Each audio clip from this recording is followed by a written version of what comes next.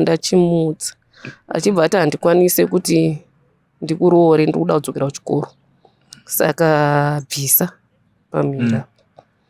Ndikaramba ndakadzokera unoshanda mumba nepamhiri pangu pane 4 months. Ndo pandakaona kuti handichakwanise kuita kushanda mumba, ndichibva ndada kutizira. Ndakatizira ndikaenda paaigara, aigara nevaiti ndisisi vake. Handizivi kuti vanga vari sisi zvechokwadi here kana kuti nekuti ndakazopadzokera vakanditi taingomuchengetawo. Asi musi wandakatizira vakanditi muri kuenda kumusha. Tasvika ndakarara panze. Tasvika kuMbare akabva anditi ina handina kupiwa mari yako yetransport. Kana uine mari yetransport buritsa tiende tese kumusha. Ndobva ndatoti handana sendi. Pandaishanda pacho vanga vasina kundipa mari yangu. Saka ndakapedzisira ndaenda kumapurisa kuti mari yangu ibude. Ndozvandakakwanisa kuita. Vachibva vazondipa mari uye atoenda kumusha. Achibva anditisa paMbare. Makadi muri Zimbabwe. Ndini wenyu Love Mo Tongwarara. Nhasi ndauya ndine nyaya yeimwe hama yangu, imwe hanzvadzi yedu wataya naye pano chino chirongwa kuti kurukwire nyaya dzavari kusangana nadzo mukati mekurarama mavo. Saka rega tisangane nasisi tinzwe kuti nyaya yavo yakamira sei. Sisi Makadi? Ripo Makadiyo. Aiwa, isusu tinosimba. Mungatitsanangura here zita renyu kuti munonzani? Ndinonzi Evidence Rudokasine. Alright. Yeah. Ndangada kuziva kuti nyaya yenyu yakamira sei yaita kuti zosangana muzuva ranhasi. Ini ndine nyaya yababa vemwana wangu nemakuriro andakaita. Ndine nyaya mbiri dzandinoda kutaura. Chatanga nemakuriro andakaita. Inini ndakakurira kunonzi kwaChundura kuri pakati peGweru neKwekwe. Ndine makore 38 pakuberekwa. Ndakarerwa nambuya mai vamai vakashaya ndisati ndapedza chikoro ndiri form 4. Ndobva ndazoroorwa ndine 17 years. Ndina kukwanisa kugara mumba imomo nekuda kwekuti ndaita miscarriage. Murume wangu akabva atora mumwe mudzimai. Ndokubuda kwandakaita mumba mukati memba iyoyo. Ndobva ndatanga kushanda mudzimba. Ndashanda mudzimba ndakashanda kubva 2009 ndo pandakabuda muimba yangu yekutanga. Ndobva ndatanga kushanda mudzimba kubva 2009 kusvika ndazouya kuno kuHarare kuchitongwisa kwandiri kuno. Ndauya kunoku ndakatanga futi kushanda mudzimba 2014 ndakuenda pane yababa vemwana wangu. Ndo pandakasangana nababa vemwana wangu. Ngati ndakasangana navo muna December. Alright. Yeah, maybe tisati nyanyosvika pana baba vemwana. Kurarama kwamakaita muchichengetwa nambuya, vabereki vanga vakaparara here kana kuti? Kongu baba namai vanga vakashaya. Kukurira kwandakatoita kwa mbuya wangu. Baba wangu vanga vakaroora. Asi mai vangu vaisazviziva ndo marondedzero andakasviita. Saka baba wangu akambonditora. Ndobva ndabva kwana baba wangu ndiri grade 2 vanga vakutorwara. Vachibva vazoshaya. Vashaya ndakazozviziva nda grade 6. Anda form 2 asi vakashaya ndiri grade 6. Alright. Ndobva ndasara ndina mbuya vakandichengeta nda form 3. Ambuya ndopa vakatanga kurwara. Ndobva tasara nemuroora wavo. Akaitichengetawo. Zvinhu zvakaoma. Kuti pamwe pachona ndakatomboshaya kana mabhuku, tomboenda kumaricho kuti tikwanise kuwana mabhuku. Svika nda form 4. Nda form 4 ndakanyora asi handazokwanisa kutora maresults. Nekuda kwekuti ndakanga ndanzi ndine bhuku randakarasa. Akwanisa kunditengera bhuku iroro kuti nditore maresults hapana. Eish. Alright. Form 4 makanyora gore ripi? 2004. 2004. Alright. Asi muzvinyorwa zvenyu zvamakanyora moyo muine kuziva kwenyu mimi mungava mune masubjects amakabuda nawo here mukunyora kwamakaita?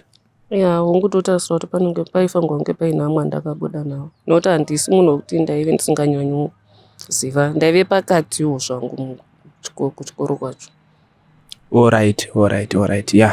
Ya dai mari dzaudzi akazowanika mukana wekumatora, dzimwe nguva pamwe munogona kunge makatobuda zvakanaka, zvekuti pamwe zvimwe zvimakosi zviri kuitwa nekuita sei munogona kungokwanisawo kunge muchiitawo imo yekuti mungowanawo zvamunobata nemaoko enyu. Yeah. Alright. Ngatipinde munyaya yemurume wenyu yamamutaura. Nababa vemwana wangu anonzi Nomo Elijah.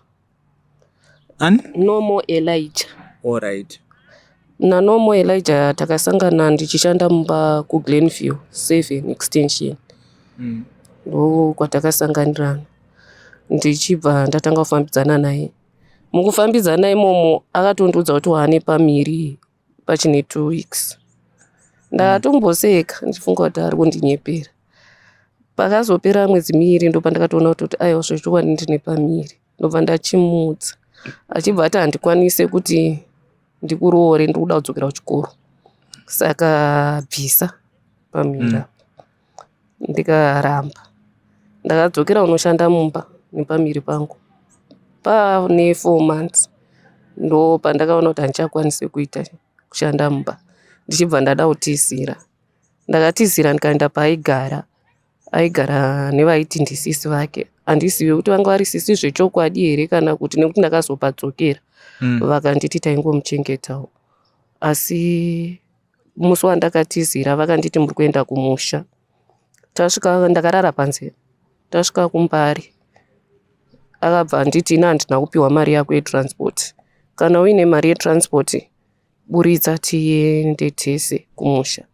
Ndobva ndatoti handana sendi. Pandaishanda pacho vanga vasina kundipa mari yangu. Saka ndakapedzisira ndaenda kumapurisa kuti mari yangu ibude. Ndo zvandakakwanisa kuita. Vachibva vazondipa mari uye atoenda kumusha. Achibva anditisa paMbare.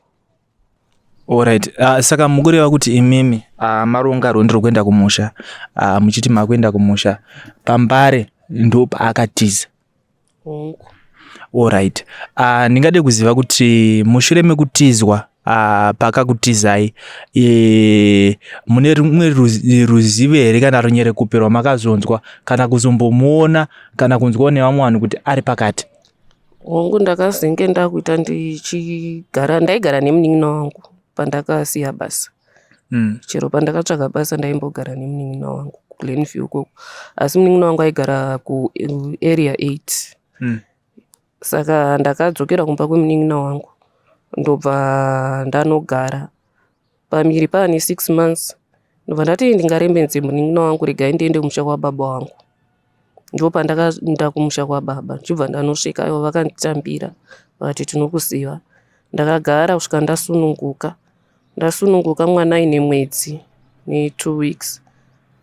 Hanzvadzi yangu achibva auya akati handei kumba kuno kuchitungwisa. Takauya tikagara tese kusvika mwana aane gore.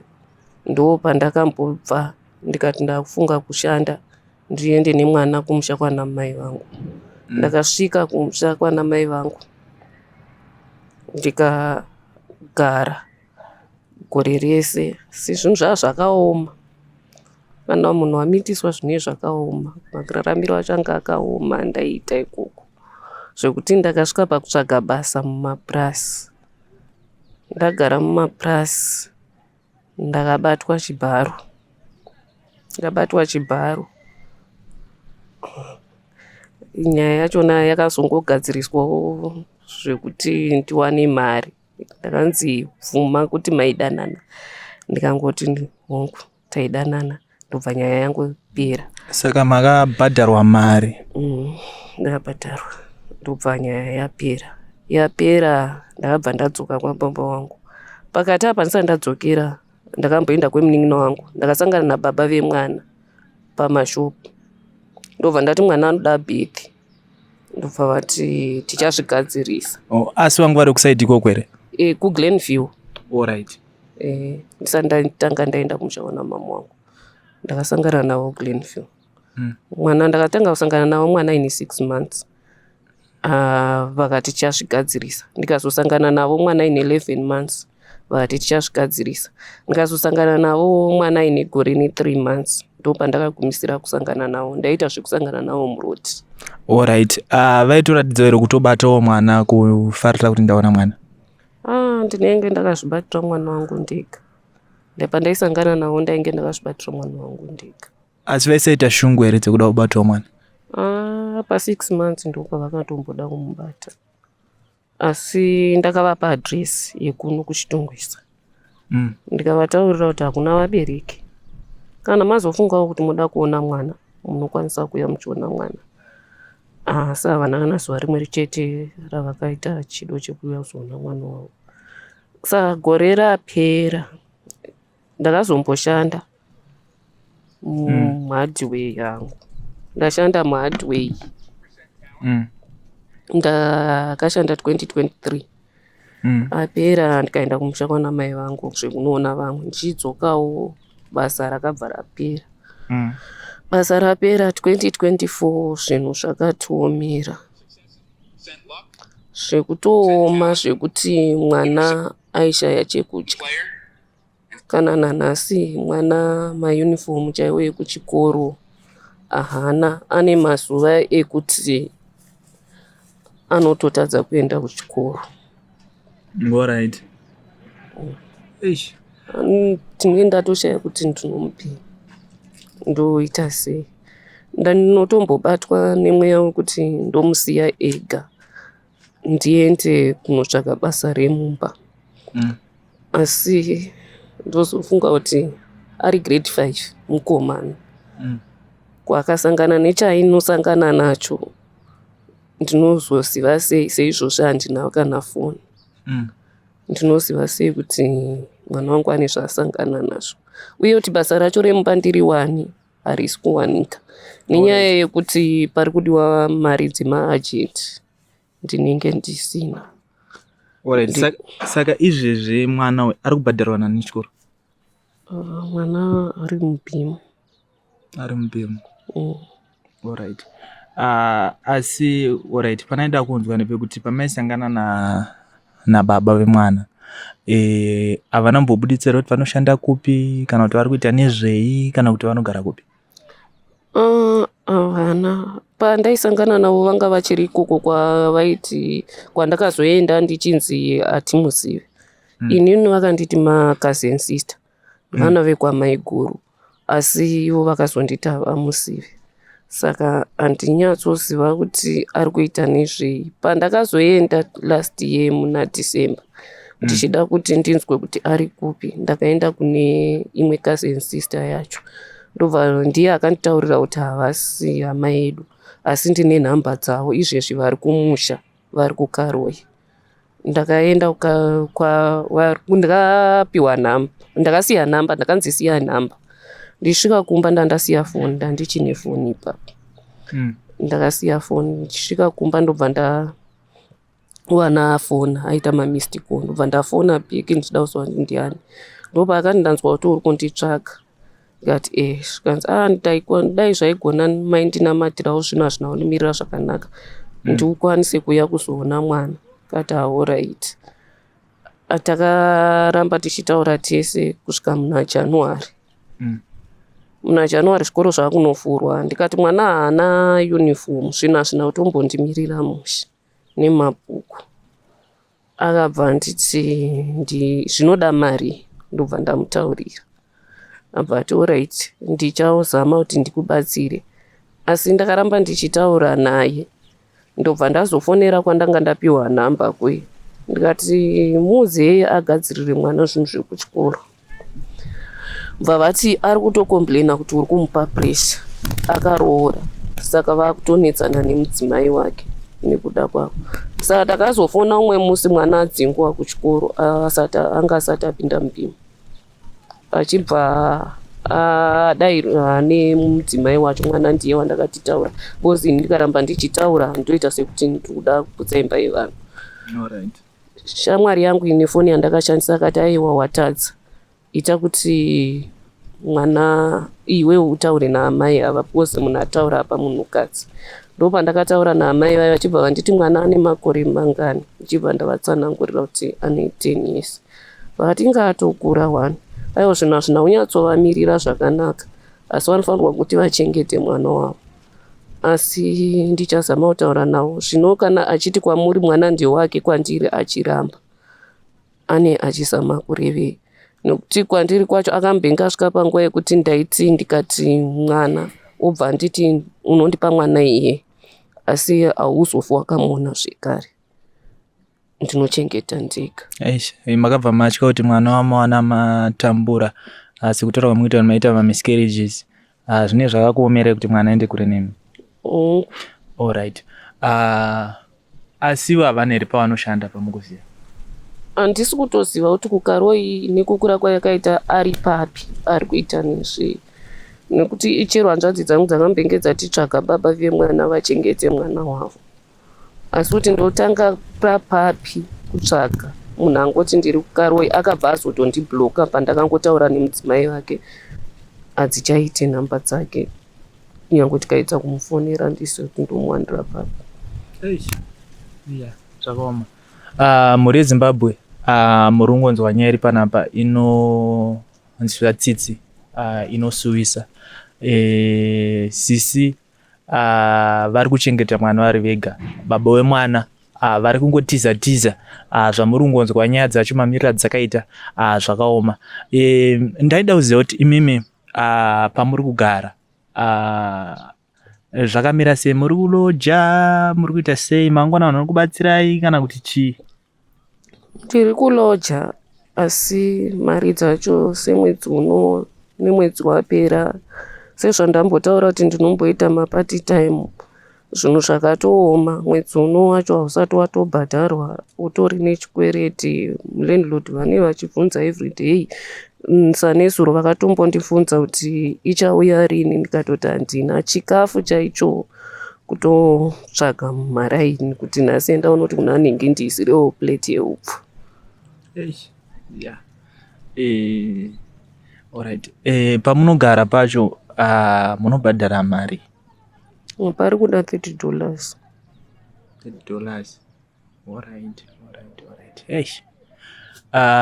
So imimi besides mapati time amunoita mune zvimwe zvamunoitawo zvimwe? Zvaizvezvi handina chimwe chandiri kuita kunze kwekutomirira kutotakura mvura. Pamwe pacho unoshanda wowanawo dhora, kana wanzi utakure mvura unotakura mvura wowana mabhaketi vamwe unenge wachera 12-15 kuti uwanewo dhora, ziwo une uchitotaurawo kuti ndabata mari. Alright. Let's say mawana munhu anoti anoda kukubatsirai, ndezvipi zvinhu zvamungada kubatsirwa nazvo? Chamungati imi chiri pamwoyo wenyu kuti munhu akandibatsirawo naapapa pamwe zvinomboitawo naniwo? Inini chandikati ndoda kubatsirwa nacho basa. Basa kana kuti ndikakwanisa kutangawo musika wekuti musika unoverengekawo, kuti uyu musika unooneka kuti musika wakarongekawo, zvinogona kuita zviri nani. Alright. Muri yeZimbabwe muri kuzvinzwira, sisi havasi kukumbira hove, vari kukumbira chirauro. Vanhu vatinosangana navo kazhinji handisi kushora kana kuita sei, kazhinji vanhu vanenge vachiti ndikuda mari, ndibatsire nemari, ndidai. Sisi vari kutaura kuti mukandipa basa, vanaro simba rekushanda, mukandipa basa ndinoita sei? Ndinoshanda. Asiwo pakanoda kundivhurirawo musika, vanenge vaita sei? Vanenge vandigonera. Saka mhuri yeZimbabwe tiri kukumbirawo, isu semhuri yeZimbabwe tiri mabrothers and sisters, tikangomirawo neumwe wedu mukutambudzika imomo, Mwari anotiitira zvakanaka. Mwari haanyadzisi, anozadzisa zvaakareva, ende makomborero rasike address. So vane shungu dzekuvabatsira, please, tichavabvunza nhamba, tichavakumbira nhamba kuti tizoisa namba dzavo tichadzisa pa screen dzavanenge vachibatika. So vanzwa shungu, vanzwa moyo yavo kuda kuvabatsira, please fonai pa namba idzodzo kana kuti bata pano pa Life Prime TV.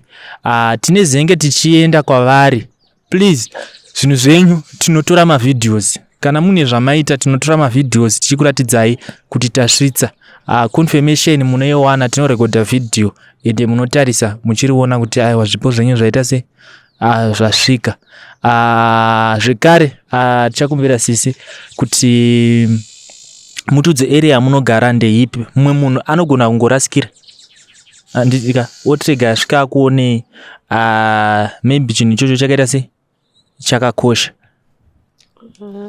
Nzichi 510 off.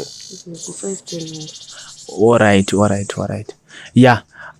Muri Zimbabwe pa 510 off kuzengeza 5 pano panonzi pa zengeza 510 off along Chitungwiza Road.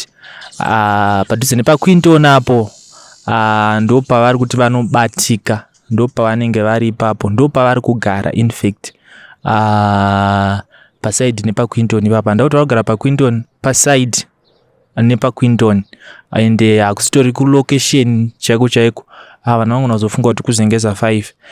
It's across the road. Inenge yakunzi Nyatsime, ndo side ravanoita se ravanogara.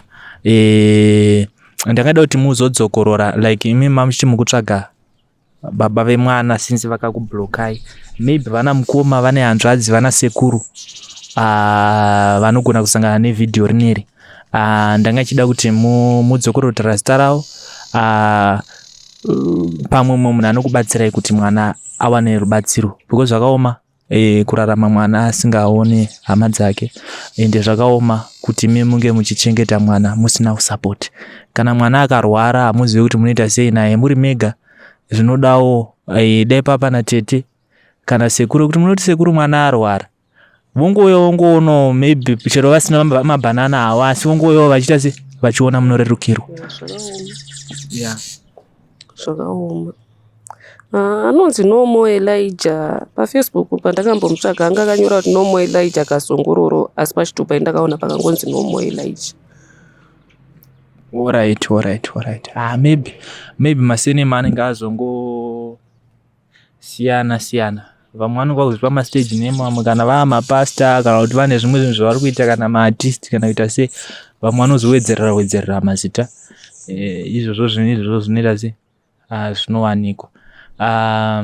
Osaka matiranzi Nomo Elijah. Alright. Ayo pakanaka. Ndeipi message yamungada kutaura zvichida Nomo Elijah ari kuona this video? Ndeipi message yamungada kumuudza? Inini chishuwo changu chiri chekuti angondibatsirawo kana kunzwisisa kuti mwana anoda kuchengetwa, nekuti mwana angoziva hama dzake, zvekuti ndingati ndinoda kuita mudzimai wake zvakatokona, ndakazvigamuchira. Asi kunziva kuti mwana baba vangu ndeava zvinhu zvakakosha.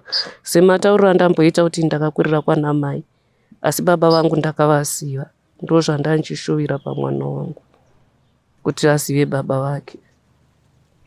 Alright. So in other words muri kuti Nomo uyawo uone mwana kana kuti ratidzewo mwana dzimwe hama dzake. Zvinhu zvakakosha izvozvo. Zvakaoma. Muri Zimbabwe ndo nyaya yatanga tinayo muzuva ranhasi. Inyaya inorwadza, inosuwisa, inodzimba moyo, yekuti munhu unomitisa mwana wevanhu uchiziva hako kuti wewe hausi kukwanisa kunge uchimuchengeta. Tinoona vamwe vanochengetana munhamo nemumatambudziko kusvika musi wazvinonzi zvaita, asi sisi vari kuti vakatizwa pambare vachiti vakuenda kumusha. Chinove chinhu chinorwadza, chinosuwisa zvakanyanyisa, kuti unenge uchitoti wawana umwe wako wava kufamba naye nzira yeupenyu okurasisa panguva yakaoma kudaro, mapreparation achida kutengwa, achida kuitwa sei. Zvinhu zvinosiririsa. Video rineri tazoritrade kunoku takachita kuti munyasonzwa mashoko avo.